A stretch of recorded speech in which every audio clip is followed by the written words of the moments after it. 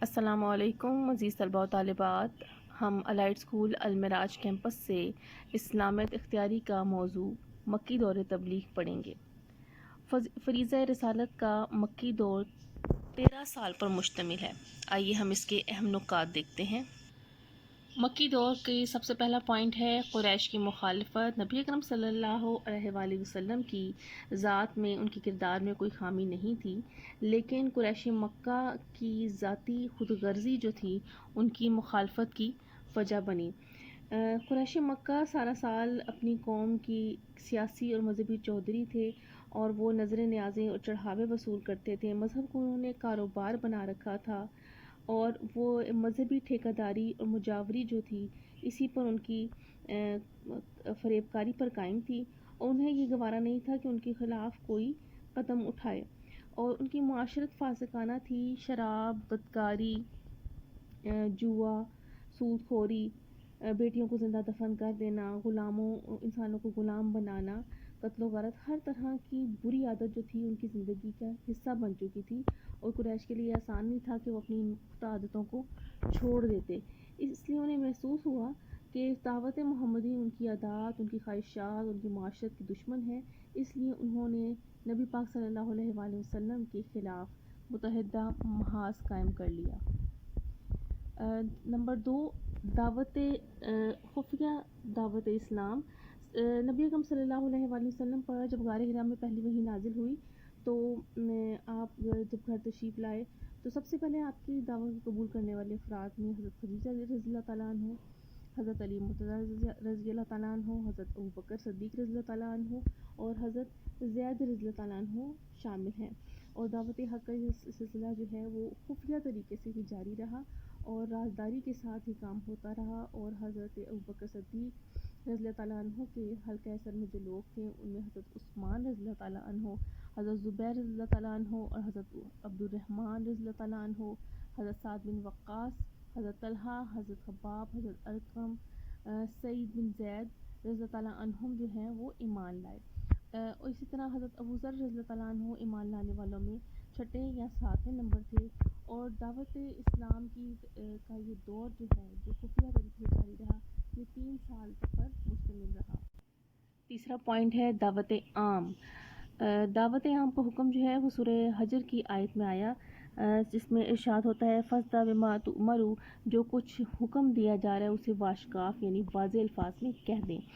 تو دعوت عام کے 2 مراحل ہیں۔ سب سے پہلے مرحلے میں نبی اکرم صلی اللہ علیہ وآلہ وسلم نے کوہ صفا پر کھڑے ہو کر اپنی قوم کو پکارا اور اعلان کیا کہ خدا پر ایمان لاؤ ورنہ تم پر سخت عذاب نازل ہوگا، اور دوسرے مرحلے پر آپ نے خاندان عبد المطلب کو کھانے پر دعوت دی اور فرمایا کہ جس پیغام کو میں لے کر آیا ہوں یہ دین اور دنیا کی بھلائی کا ضامن ہے۔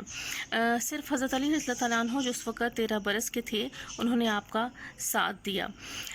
اس مخالف ماحول کی وجہ سے نبی اکرم صلی اللہ علیہ وآلہ وسلم اور آپ کے ساتھی جو ہیں وہ چھپ کر نماز پڑھتے تھے۔ ایک دن آپ لوگوں کو نماز پڑھتے ہوئے دیکھ کر ایک مشرک نے حملہ کر دیا اور حضرت سعد بن ابی وقاص جو ہیں وہ زخمی ہو گئے، اور اس طرح حضرت سعد بن وقاص جو ہیں وہ اسلام کے پہلے زخمی قرار پائے۔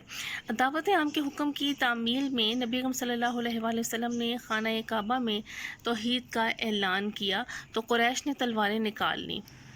حضرت حارث بن ابی حالہ جو ہیں وہ قریش مکہ کی تلواروں کی زد میں آ گئے اور وہ نبی اکرم صلی اللہ علیہ وآلہ وسلم کو بچانے کی کوشش کر رہے تھے اور وہ شہید ہو گئے۔ اس طرح حارث بن ابی حالہ اسلام کے پہلے شہید قرار پائے۔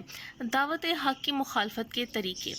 قریش مکہ نے آپ صلی اللہ علیہ وآلہ وسلم کے خلاف پروپیگنڈے کا سہارا لیا، آپ کو شاعر ہونے کا الزام دیا، آپ کو جادوگر اور کاہن کہا، اور اس سلسلے میں مخالفت کا ایک محاذ جو ہے شعراء عرب کا تھا، وہ آپ کے خلاف ہجویہ اشعار کہتے، گلی گلی اور کوچے کوچے سے یہ اشعار جو ہے نشر کرتے، لیکن نبی اکرم صلی اللہ علیہ وآلہ وسلم کا پیغام اور کردار بجائے خود شاعروں کی اس حرکت کا توڑ تھا۔ دعوت حق کی مخالفت کا ایک اور طریقہ مذاق اور استہزاء تھا۔ آپ صلی اللہ علیہ وآلہ وسلم کی تعلیمات کا مذاق اڑایا گیا۔ قریش مکہ آپ صلی اللہ علیہ وآلہ وسلم سے پوچھتے کہ اگر تم نبی ہو تو تمہارے نبی ہونے کا کوئی واضح ثبوت کیا ہے، تمہارے ساتھ کوئی فرشتہ کیوں نازل نہیں ہوتا، یہ قرآن پاک جو ہے وہ تھوڑا تھوڑا کیوں نازل ہوتا ہے، پہلی آسمانی کتابوں کی طرح مکمل طور پر کتاب کیوں نہیں دی گئی، اور کبھی آپ سے کہا جاتا کہ وہ قیامت کا دن جس کا ذکر آپ کرتے ہیں وہ کب آنے والی ہے۔ اس طرح نبی اکرم صلی اللہ علیہ وآلہ وسلم کے خلاف ایک مذاق کا اور استہزاء کا پروپیگنڈا شروع ہو گیا، لیکن آپ صلی اللہ علیہ وآلہ وسلم ان سب کے باوجود تبلیغ حق کا فرض ادا کرتے رہے، اور آپ کے عزم و استقلال میں کسی قسم کا کوئی لغزش نہ آئی۔ نیکسٹ پوائنٹ ہے غنڈہ گردی۔ نبی اکرم صلی اللہ علیہ وآلہ وسلم کی مخالفت میں جو ہے وہ اب قریش مکہ نے اس میں غنڈہ گردی کی صورت اختیار کر لی۔ آپ کو تنگ کرنے کے لیے انہوں نے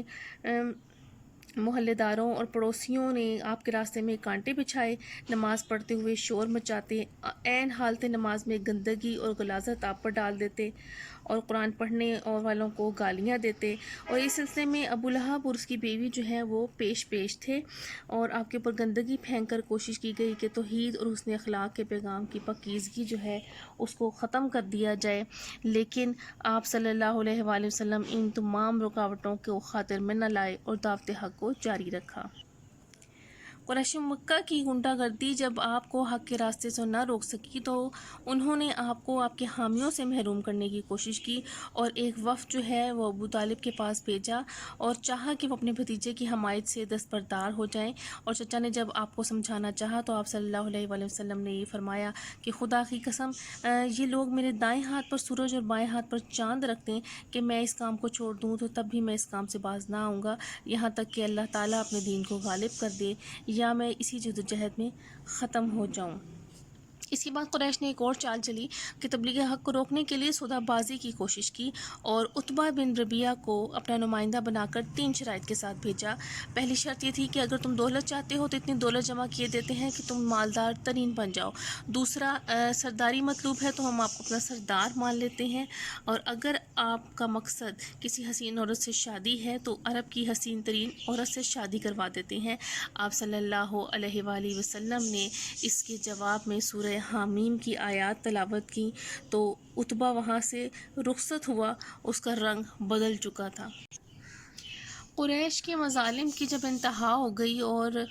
مسلمانوں کے لیے مکہ کی سرزمین جو ہے وہ تنگ ہو گئی تو آپ صلی اللہ علیہ وآلہ وسلم نے مسلمانوں کو ہجرت کی اجازت دے دی، کیونکہ آپ کو ابھی اذن ہجرت نہیں ملا تھا۔ نبی اکرم صلی اللہ علیہ وآلہ وسلم کو اپنی ذات کے لیے اللہ تعالیٰ کی طرف سے ہجرت کی اجازت نہیں ملی تھی۔ آپ نے مسلمانوں کو اجازت دی تو 11 مرد و 4 عورتوں نے حبشہ کی طرف ہجرت کر لی، مگر کچھ عرصے کے بعد یہ افواہ سن کر کہ قریش نے اسلام قبول کر لیا ہے وہ واپس آ گئے، لیکن یہاں پہنچ کر انہیں معلوم ہوا کہ یہ افواہ غلط تھی، خبر غلط تھی، اور پھر 85 مرد اور 17 عورتوں نے دوسری دفعہ حبشہ کی طرف ہجرت کی۔ حبشہ کا حکمران نجاشی تھا، اس نے مسلمانوں کو وہاں انصاف دیا اور مسلمانوں کو کسی قسم کی تکلیف نہ ہونے دی۔ اور اس کے بعد ہے اسلام کی قوت میں اضافہ۔ نبی اکرم صلی اللہ علیہ وآلہ وسلم کے چچا حضرت حمزہ اور حضرت عمر یہ 2 بااثر شخصیات تھیں، یہ دونوں ایمان لے آئے تو اسلام جو ہے ایک قوت بن کر ابھرا۔ نیکسٹ پوائنٹ ہے مقاطع اور نظر بندی۔ محرم 790 میں مکہ کے تمام قبائل نے بنو ہاشم کا بائیکاٹ کر دیا۔ بائیکاٹ کرنے کی وجہ یہ تھی کہ وہ اپنی تمام تر کوششوں کے باوجود تبلیغ حق کو روک نہیں سکے تھے، اب یہ بھی تبلیغ حق کو روکنے کے لیے اور مسلمانوں کو تنگ کرنے کے لیے ایک نیا حربہ تھا، اور بنو ہاشم نے شیب ابی طالب میں پناہ گزین ہونا پسند کیا۔ بائیکاٹ میں یہ طے پایا کہ بنو ہاشم سے کسی قسم کا کوئی بھی تعلق جو ہے وہ قائم نہ رکھا جائے۔ بنو ہاشم جو ہے بے بس ہو کر شیب ابی طالب میں جب پناہ گزین ہو گئے تو یہ نظر بندی کا سخت ترین دور جو تھا یہ 3 سال تک جاری رہا، اور حالت یہ ہو گئی کہ درختوں کے پتے اور سوکھے چمڑے ابال کر کھائے جانے لگے اور بچے بھوک سے تڑپنے لگے۔ آخر قریش ہی کے ایک خدا ترس شخص ہشام بن عمرو کی کوششوں سے یہ ظالمانہ فیصلہ ختم ہوا ہوا، اور یہ تحریر جو تھی مقاطعہ کی تحریر، یہ بائیکاٹ کی تحریر خانہ کعبہ پر اویزہ کی گئی تھی، نصب کی گئی تھی، اور جب یہ معاہدہ ختم ہوا تو اس وقت تک خانہ کعبہ پر اویزہ کی ہوئی یہ تحریر جو تھی اس کو دیمک چاٹ چکی تھی۔ اس کے بعد پوائنٹ ہے سال غم، جسے دوسرے لفظوں میں عربی میں عام الحزن بھی کہتے ہیں۔ نبوت کے 10ویں سال کو دشمنوں سے حفاظت کا واحد ظاہری سہارا آپ صلی اللہ علیہ وآلہ وسلم کے چچا جناب ابو طالب اور آپ صلی اللہ علیہ وآلہ وسلم کی سچی رفیق آپ کی زوجہ حضرت خدیجہ رضی اللہ تعالیٰ کا انتقال ہو گیا، اور ان دو سہاروں کے چھن جانے سے قریش مکہ اور بے پاک ہو گئے اور مخالفت کا طوفان شدت اختیار کر گیا۔ اب اس نیکسٹ پوائنٹ ہے طائف میں دعوت حق۔ آپ صلی اللہ علیہ وآلہ وسلم نے جب دیکھا کہ مکہ کے لوگوں پر اب تبلیغ جو ہے وہ بے اثر ہو رہی ہے تو آپ نے طائف کا رخ اختیار کر لیا۔ طائف جو ہے آپ مکے سے پیدل چلے اور راستے میں قبائل کو دعوت حق دیتے ہوئے طائف پہنچے۔ طائف کے لوگ جو ہیں وہ خوشحال تھے مگر خدا فراموش تھے، بد اخلاق تھے۔ آپ نے رئیسان طائف کو اسلام پیش کیا، لیکن ہر ایک نے ایک سے بڑھ کر ایک دوسرے سے بڑھ کر مخالفت کی، اور بازاری لڑکوں کو آپ کے پیچھے لگا دیا کہ وہ پتھر مار مار کر آپ کو شہر سے باہر نکال دیں، اور پتھر تاک کر نشانہ لگا کر آپ کے ٹخنوں پر مارے جاتے تھے تاکہ تکلیف زیادہ ہو، حتیٰ کہ آپ کے جوتے مبارک جو ہیں وہ خون سے بھر گئے۔ آپ صلی اللہ علیہ وآلہ وسلم نے بے دم ہو کر انگور کے باغ میں پناہ لی، اور اتنی تکلیف کے باوجود آپ نے اہل طائف کو کوئی بد دعا نہ دی۔ جبریل علیہ السلام حاضر ہوئے اور کہا کہ حکم ہو تو اہل طائف پر یہ پہاڑ الٹ دوں، لیکن رحمت اللہ عالمین نے یہ بات گوارا نہ کی، اور واقعہ طائف کے بعد حضور صلی اللہ علیہ وآلہ وسلم کو معراج سے سرفراز کیا گیا، اور حضور صلی اللہ علیہ وآلہ وسلم کو قرب الہی کا انتہائی بلند مقام حاصل ہوا۔